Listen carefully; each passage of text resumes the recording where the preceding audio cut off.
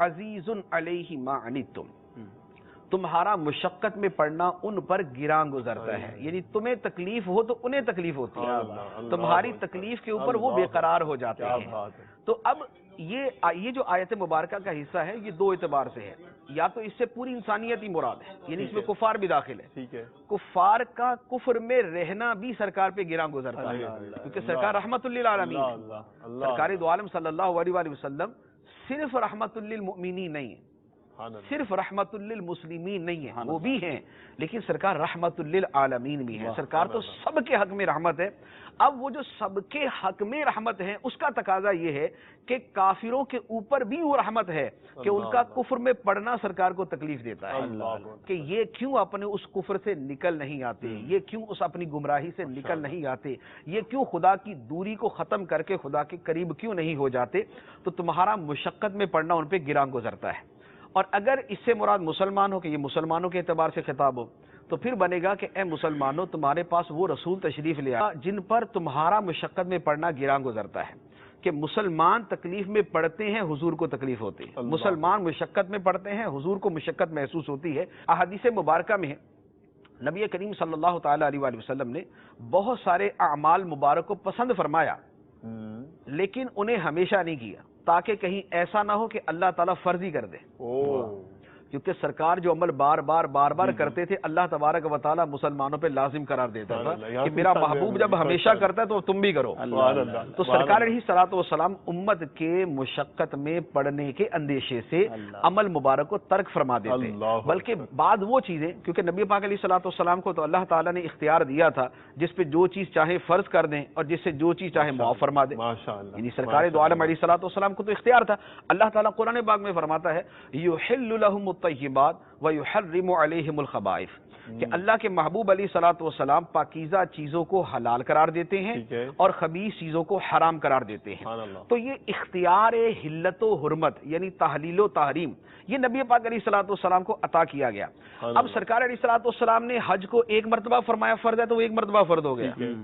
لیکن اگر سرکار فرما دیتے کہ ہر سال ہی فرض ہے تو ہر سال فرض ہو جائے۔ یہ حدیث مبارک کے اندر ہے، ایک صحابی نے سوال کیا یا رسول اللہ صلی اللہ علیہ وسلم کیا حج ہر سال فرض ہے؟ سرکار خاموش رہے، انہوں نے بار بار سوال کیا یا رسول اللہ کیا ہر سال فرض ہے؟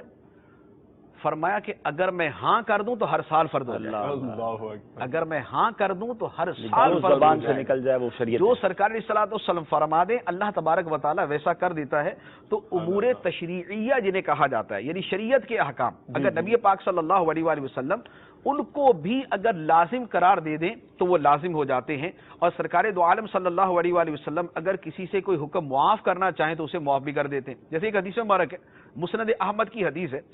ایک شخص نبی پاک علیہ الصلوۃ والسلام کی بارگاہ میں آیا، کافر تھا، اس نے عرض کیا حضور مسلمان ہونا لیکن ایک شرط ہے۔ اچھا واہ، فرمایا کیا شرط ہے؟ عرض کی حضور نمازیں دو پڑھوں گا، دو پڑھو، 5 نہیں پڑھوں گا، 2 پڑھوں گا۔ اب ہمارے پاس کوئی آ جائے تو ہم اسے یہ اختیار دے سکتے ہیں کہ ٹھیک ہے ابھی 3 معاف کر دیا 2 پڑھ لینا،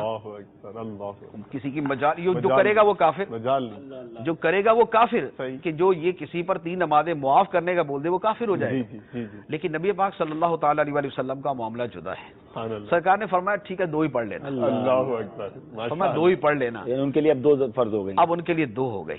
اب وہ 2 پڑھتے تھے لیکن بعد میں پھر سرکار دو عالم علیہ الصلوۃ والسلام کی صحبت مبارکہ کی برکت سے ساری پڑھی ہوئی کہ قریب لایا گیا اور اس کے بعد پھر نواز دیا، وہ ان کی شان اور ان کی وہ تخصیص ہے، یعنی حکمت ایک اپنی جگہ ہوتی ہے، اس کے کچھ اور تقاضے ہوتے ہیں، یہاں ہم یہ نہیں کر سکتے، ہم کسی کو یہ نہیں بول سکتے ٹھیک ہے تمہارے اوپر میں نے 2 فرض کیا 3 معاف کر دی، ہم یہ نہیں کر سکتے، سوچ بھی نہیں سکتے۔ لیکن نبی پاک صلی اللہ تعالی علیہ وسلم نے فرمایا کہ ٹھیک ہے 2 ہی پڑھ لینا، 3 ان سے معاف فرمایا، اب وہ 2 ہی پڑھتے تھے، اس کے بعد پھر ساری بھی پڑھنا شروع کر دی ہوں گی۔ تو نبی پاک صلی اللہ تعالی علیہ وآلہ وسلم جس چیز کو لازم کرنا چاہیں لازم کر سکتے ہیں، لیکن سرکار نے فرمایا کہ اگر میری امت پہ یہ مشکل نہ ہوتا تو میں ہر نماز کے وقت مسواک کرنا فرض کر دیتا،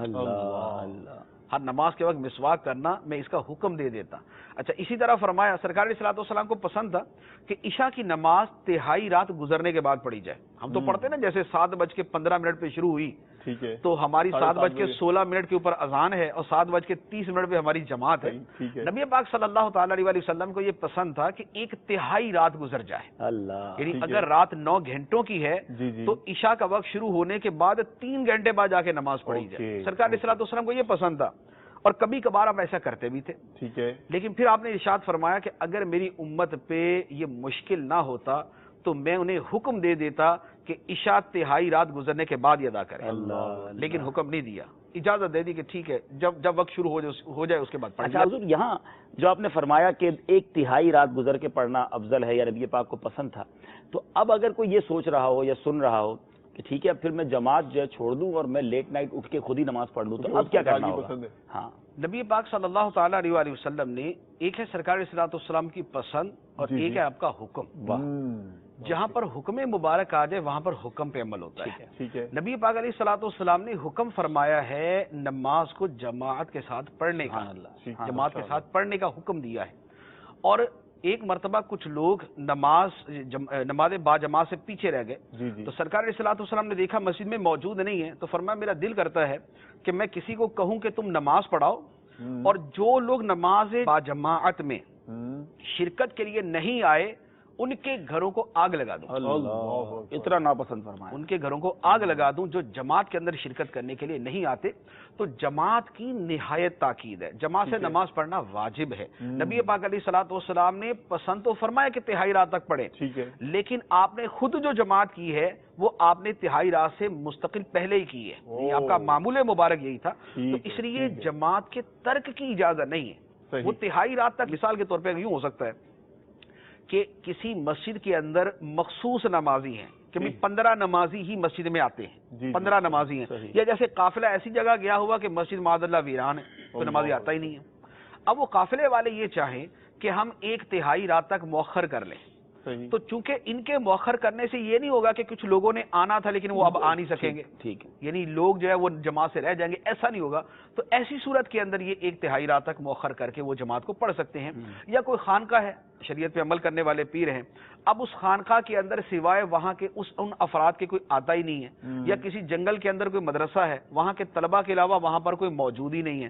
اب وہ لوگ یہ چاہیں کہ ہم عشاء کو ایک تہائی رات تک مؤخر کر لیں تو وہ اس کے اوپر عمل کر سکتے ہیں، ان کے حق میں درست ہے. لیکن اگر جیسے گلی محلے ہمارے محلے ہیں، اب اگر ہم نماز عشاء کو اتنا مؤخر کریں گے تو اگر